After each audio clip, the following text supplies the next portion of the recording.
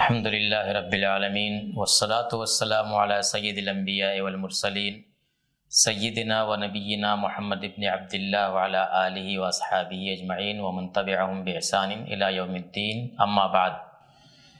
اسلامی آداب و اخلاق میں اجازت طلبی ایک اہم چیز ہے، یعنی آدمی کسی کے یہاں جائے تو اجازت لے کر کے تب اس کے گھر میں داخل ہو، ایسا نہیں کہ بغیر اجازت لیے کسی کے گھر میں داخل ہو جائے۔ اس کا حکم کیا ہے اجازت لینے کا؟ آیات و احادیث کی روشنی میں معلوم ہوتا ہے کہ یہ ضروری عمل ہے، واجب ہے۔ یا ایھا الذین آمنوا لا تدخلوا بیوتا غیر بیوتکم حتی تستأنسوا وتسلموا علی اہلہا، کہ اپنے گھروں کے علاوہ دوسرے گھروں میں نہ جاؤ جب تک کہ تم اجازت نہ لے لو اور سلام نہ کر لو۔ اس کی حکمت کیا ہے؟ حکمت یہی ہے جو حدیث کے اندر ذکر کی گئی کہ انما جعل الاستئذان من اجل البصر، کہ اجازت کا حکم اسی لیے دیا گیا ہے کہ کسی ایسی چیز پر نگاہ نہ پڑ جائے کہ جو آدمی پسند نہیں کرتا کہ ہمارے گھر کے اندر کوئی اس چیز کو دیکھے۔ تو اچانک آدمی کسی کے یہاں داخل ہو جائے گا تو بہت ساری ایسی چیزیں اوپر اس کی نظر پڑے گی جو مناسب نہیں ہوگی۔ تو یہ حکمت ہے استئذان اور اجازت طلبی میں۔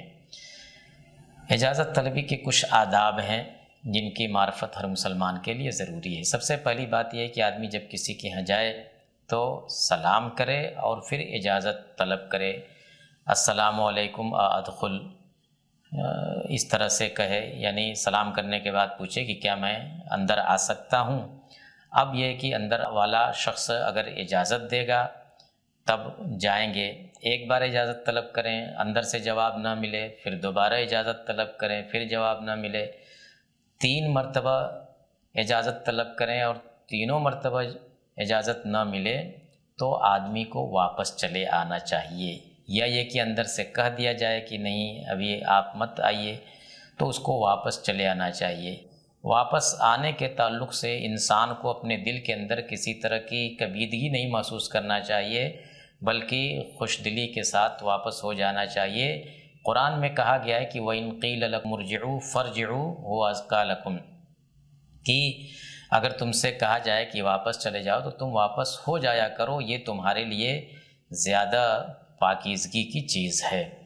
تو اس میں کسی طرح کی کراہت یا کبیدگی نہیں محسوس کرنی چاہیے۔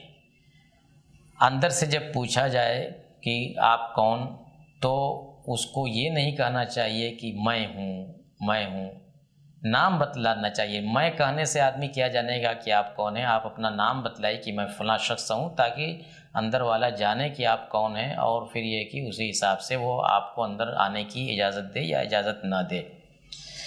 ایک ادب یہ بھی ہے کہ آدمی جب کسی کے یہاں جائے تو دروازے پر بالکل سامنے نہ کھڑا ہو، کیونکہ دروازہ کھلے گا تو فوراً اندر کی چیز پر اس کی نگاہیں پڑیں گی۔ اندر خواتین ہیں، مستورات ہیں، یا کوئی ایسی چیز ہے کہ جس کو آدمی نہیں پسند کرتا کہ دوسرا اس کو دیکھے، تو اس لیے دروازے کے دائیں یا بائیں ہٹ کر کے کھڑے ہونا چاہیے تاکہ اندر سے اجازت مل جائے اور آدمی اندر جائے۔ ایک چیز یہ ہے کہ گھر کے جو بچے ہیں ان بچوں کے لیے بھی اجازت طلبی کی بات قرآن میں کہی گئی ہے۔ یا ایھا الذین آمنوا لیستأذنکم الذین ملکت ایمانکم والذین لم یبلغوا الحلم منکم 3 مرات۔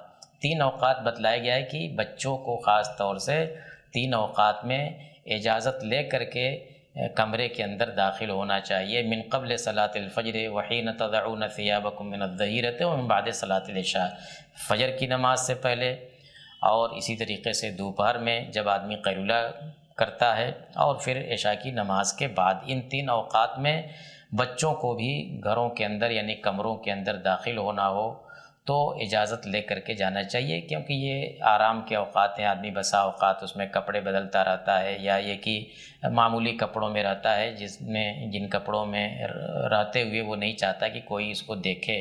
تو بچوں تک کے لیے یہ ہدایتیں دی گئی ہیں۔ تو اجازت طلبی کے یہ احکام، ان کا ہمیں علم ہونا چاہیے، ان کے کیا دلائل ہیں یہ سب جاننا چاہیے، اور عملی زندگی میں اس کو جگہ دینی چاہیے۔ اللہ تعالی ہمیں اس کی توفیق عطا فرمائے۔ والسلام علیکم ورحمۃ اللہ وبرکاتہ۔